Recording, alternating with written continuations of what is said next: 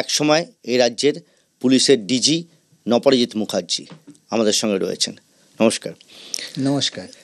আপনি বাম আমলে ডিজি হয়েছেন, সরকার পরিবর্তন হয়েছে, ডিজি বদল হয়নি, কোন অঙ্কে? কোন অঙ্কটা আমি বলতে পারবো না, তবে নিশ্চয়ই একটা বিশ্বাসযোগ্যতার অঙ্ক তো ছিলই, যার জন্যে যে বাম আমলের পরে মমতা ব্যানার্জি ম্যাডাম এসছেন, ওনার কিছু ব্যক্তিগত হয়তো পছন্দ ছিল, কিছু সাধারণত তো হয় না, না নর্মালি তো হয় না, নর্মালি সব জায়গাতেই আমরা দেখেছি সরকার বদল মানেই পুলিশের আগা পস্তলা বদলে যায়। হ্যাঁ, পুলিশের আগা পস্তলা, চিফ সেক্রেটারিও বদলে যায়, সবই বদলে যায়। তো এটা ওনার ব্যক্তিগত হয়তো কিছু পছন্দ ছিল। এবং আপনার তরফ থেকে কোনো উদ্যোগ ছিল? আমার তরফ থেকে সেরকম উদ্যোগ ছিল না, তবে আমি ওনার কাছে কৃতজ্ঞ যে উনি আমাকে কাজ করার সুযোগ দিয়েছেন ওনার সঙ্গেও, সেটা আমার নিশ্চয়ই কৃতজ্ঞতা ওনার প্রতি আছে। আপনি যখন এরকম পরিবর্তন হলো, তারপর কাজ করতে গেলেন, পুরনো অফিসার যারা ছিল তাদের মধ্যে কিছু পুরনোপন্থী ছিল, তো এদের সঙ্গে কোনো সমস্যা হয়নি আপনার কাজ করতে গিয়ে? না, দেখুন, আমলাতন্ত্র এমন একটা জায়গা, যেটা আমি অভিজ্ঞতার থেকে বলছি, এটা ঠিক জলের মতন। আপনার যে পাত্রে জল রাখবেন সেই পাত্রে শেপটা ওটা নিয়ে নেবে। তো এটাই আমার অভিজ্ঞতা। তো সুতরাং ন্যাচারালি খুব একটা অসুবিধে হয় না, খুব একটা অসুবিধে হয় না। যে পরিস্থিতি হিসেবে আফটার অল দেখুন, আপনি যখন এনারাও জানেন সেটা, প্রত্যেক পলিটিক্যাল পার্টিই জানে সেটা, যে এই আমলাকে নিয়ে আপনাকে চালাতে হবে। বিদেশ থেকে তো আসবে না, মঙ্গল গ্রহ থেকেও আসবে না। যারা পশ্চিমবঙ্গে কাজ করেছে তাদের নিয়েই তো আমলাদের কাজ করতে হবে, মানে সেই আমলাদের নিয়েই কাজ করতে হবে। আরও একটা, এই যে শিলদায় তো 28 জন মারা গিয়েছিল, আরও একটা ঘটনা ঘটেছিল জ্ঞানেশ্বরী এক্সপ্রেস, এবং যে ট্রেনটায় আজ পর্যন্ত ভারতের সবথেকে সর্বোচ্চ যাত্রী মৃত্যু হয়েছিল, যেটা একটা নাশকতার জন্য, কোনো দুর্ঘটনা ছিল না। সেই সময় আপনার কি অবস্থান ছিল বা কি জানতে পেরেছিলেন? এটাও তো আমাদের এতেই, আমার যে বইটা আছে সেটাতেও ক্লিয়ারলি লেখা হয়েছে, সেটাতেও জানা গেছিল যে এরকম ঘটনা হয়েছে। লোকাল এসপিও জেনে গেছিলো, এবং তখন ওই রেলওয়ে অথরিটিসকে জানানো হয়েছিল যে এরকমভাবে একটা আমরা খবর পাচ্ছি যে এরকম নাশকতা হবে, তো তোমরা ট্রেনগুলোকে বন্ধ করো। আচ্ছা। তো কিন্তু যে কোনো কারণেই হোক, এগেন ওই বিশ্বাসযোগ্যতার অভাব ইত্যাদি। রেলকে কারা জানিয়েছে? আপনারাই জানিয়েছেন? হ্যাঁ, এসপি জানিয়েছিল।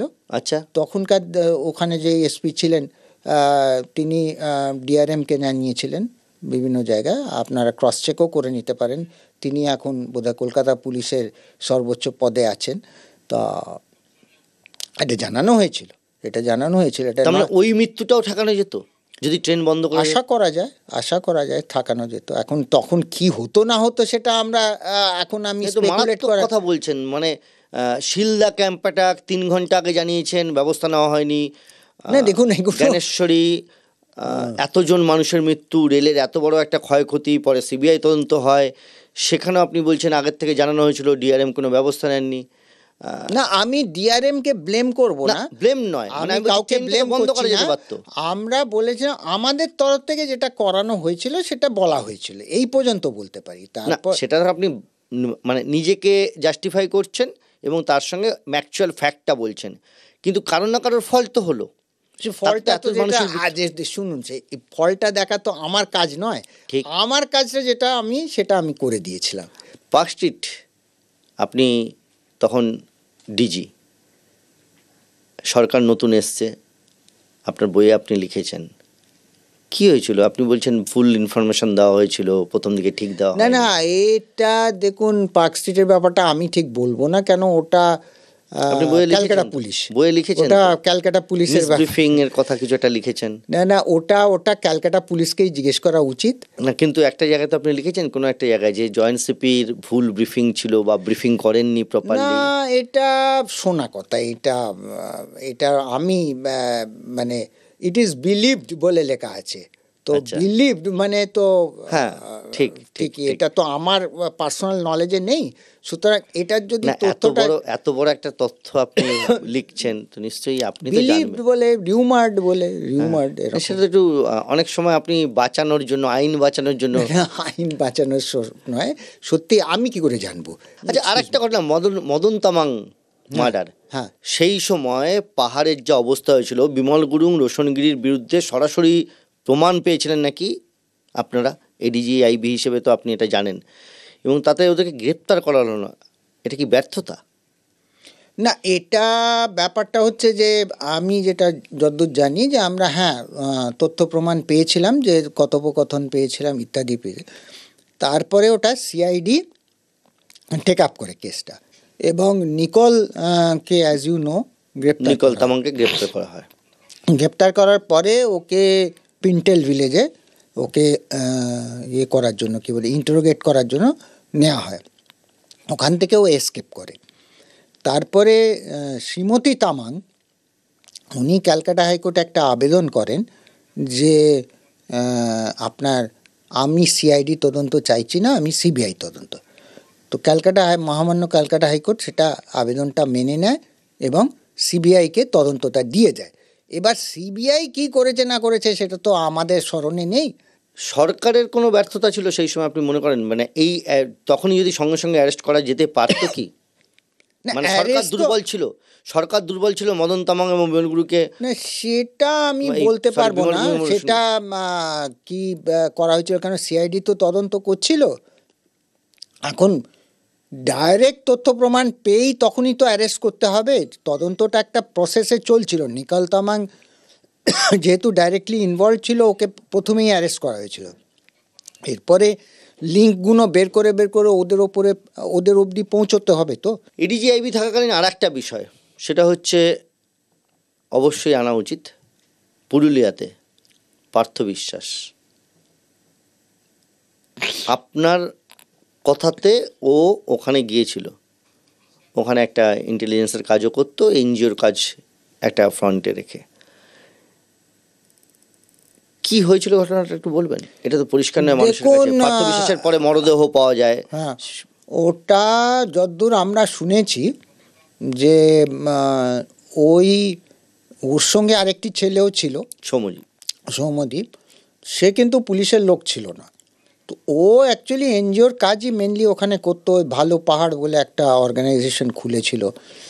তা না, পুলিশের কাজ করে তো এনজিওর কাজ করা যায় না, মানে এনজিওটা ছিল হচ্ছে ফ্রন্টাল আসলে। নট intelligence- নেসেসারিলি ও করতো, ও ইন্টারেস্টেডও ছিল, এনজিওর কাজও করতো, মানে এনজিও ঠিক বলবো না, ওর কি শৌখিনতা ছিল, ওখানে গিয়ে ওদের গরিব ছেলেদের বই খাতা হ্যানা ত্যানা এসব দেওয়া, লেখাপড়া করানো, ইন্ডিভিজুয়ালি ও এই জিনিসটা করতো।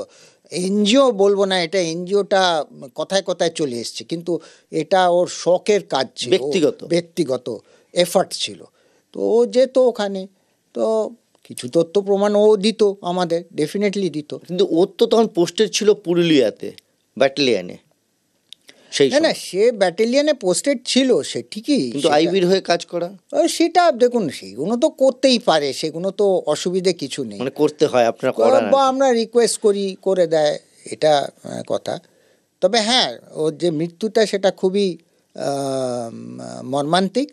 তারপরে পরবর্তীকালে তো যারা ইনভলভ ছিল তাদের আমার যদ্দূর স্মরণে আছে, তাদের বোধহয় অ্যারেস্টও করা হয়েছিল, কেসও চলছে তাদের। আপনি কি জানতেন যে এই পার্থ এবং তার সঙ্গে সৌম্যজিৎ যে ছিল, এই দুজনকে অর্ধমৃত অবস্থায় মাটির তলায় পুঁতে দেওয়া হয়েছিল? না, তখন আমরা জানতাম না, পরবর্তীকালে যখন এদের ধরা হলো, যারা এখন জেলে আছে অ্যাকিউজ পারসন, তাদের ইন্টারোগেট করে তখন জানতাম। এরা কি মাওয়িস্টরা করেছিল? হ্যাঁ, এই যে মাওয়িস্টদের সম্পর্কে দীর্ঘ সময় আপনি তো কাজ করেছেন, কারণ এডিজি আইবি ছিলেন, মাওয়িজমের উপরে কাজ করেছেন। মাওয়িস্ট ট্যাকেল করার ক্ষেত্রে বাম সরকারের কি কোনো ব্যর্থতা ছিল বা দুর্বলতা ছিল আপনি মনে করেন?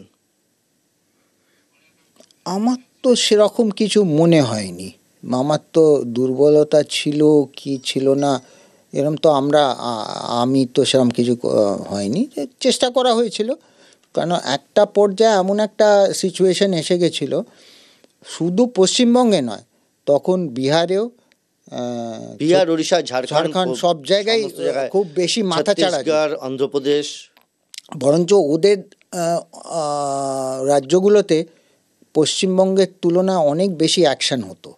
পশ্চিমবঙ্গে সেই সময় অনেক কম, মানে ওভার্ট অ্যাকশানগুলো অনেক কম ছিল, কেন আমাদের তো দিল্লিতে চিদম্বরম সাহেব প্রায় ডেকে পাঠাতেন, একটা জয়েন্ট মিটিং হতো, তো ওদের কথোপকথন যা শুনতাম তার থেকে এই ধারণাই হতো যে ওখানে ওই সব রাজ্যগুলোতে আরও বেশি অ্যাক্টিভ ওরা, সেই তুলনায় এখানে অ্যাক্টিভিটি মানে কম। এই সরকার আসার পরে মাওয়িস্টদের এগেনস্টে যে অপারেশন, সেটা তো জয়েন্ট ফোর্সের মাধ্যমেই অপারেশন হয়েছে। আরও বেশি কি অ্যাক্টিভলি এই নাশকতা বন্ধের জন্য চেষ্টা করা হয়েছে আপনি মনে করেন? ওখানে ব্যাপারটা হয়েছে, কারণ এই সরকারের আমলেই কিষেনজি হ্যাঁ সব থেকে টপ। ওখানে একটা ব্যবস্থা কি বলে সাকসেস হয়েছিল, যার কারণে আপনার বর্তমানে আপনার মাওয়িস্ট অ্যাক্টিভিটিসটা কমে গেছিলো, যেটা আপনি বললেন একটু আগে। ওটা যদি না হতো কোনো কারণে, হয়তো এখন আমি বলতে পারবো না, এটা স্পেকুলেটিভ, হয়তো আরও কিছুদিন সমস্যাটা থাকতো, তবে ওটা একটা ডেফিনেটলি একটা অ্যাচিভমেন্ট ছিল, যার কারণে এই জিনিসটা হয়েছে, কি বলে, শান্ত হয়েছে। আপনি তখন সদ্য ডিজি হয়েছেন, কাটোয়া ধর্ষণের ঘটনা আপনাকে চিফ মিনিস্টার জিজ্ঞেস করেছিল, আপনি বলেছেন না সেরকম পাওয়া যায়নি তথ্য প্রমাণ। এটা কি জেনে বলেছিলেন না আচমকাই বলে ফেলেছিলেন? দেখুন, আমি সঠিক রিকল করতে পারছি না, এতদিনকার পুরনো ঘটনা। আমি এই যে এতদিনের সার্ভিসে কোনো এরকম খারাপ লাগা আছে যে কোনো একটা জায়গায় আপনি সঠিক কিছু করতে পারেননি বা দিতে পারেননি, পারফর্ম করতে পারেননি কোনো কারণে? হতে পারে অনেক। দেখুন, সার্ভিস ক্যারিয়ার আমার 37 বছরের ক্যারিয়ার, তো আমি যা একদম সে অরণ্যদেব, সেটা তো আমি ডেফিনেটলি বলবো না। আমারও অনেক ফেলিওর হয়েছে, অনেক জায়গায় আমি ফেল করেছি, সেটা আমায় মানতেই হবে। চাকরির পরে মানবাধিকার কমিশন ঠিক রিভার্স জায়গা, কারণ মানবাধিকার কমিশন লঙ্ঘনের অভিযোগ ওঠে রাষ্ট্রের বিরুদ্ধে এবং পুলিশের বিরুদ্ধে সব থেকে বেশি। কাজ করতে গিয়ে কি দেখলেন? কাজ করা যাচ্ছে? নিশ্চয়ই, ডেফিনেটলি। এটা আমার মনে হয় যে এটা একটা ভুল ধারণা যে না, ওখানে কাজ করতে দেওয়া হয় না। তাই আমাদের কাছে যা কমপ্লেন এসেছিলো, এবং পুলিশের বিরুদ্ধেও অনেক কমপ্লেন এসেছিলো, সেটা তদন্ত করে আমরা রেকমেন্ডও করেছি, পানিশমেন্ট রেকমেন্ডও করা হয়েছে। রাজ্য পুলিশের প্রাক্তন ডিজি দীর্ঘদিন ধরে ইন্টেলিজেন্সে কাজ করেছেন, যার কাছে এমন অনেক তথ্য রয়েছে যা আপনারা শুনলেন বিস্ফোরক। বিস্তারিত দেখবেন ইউটিউবে কেস ডায়েরি।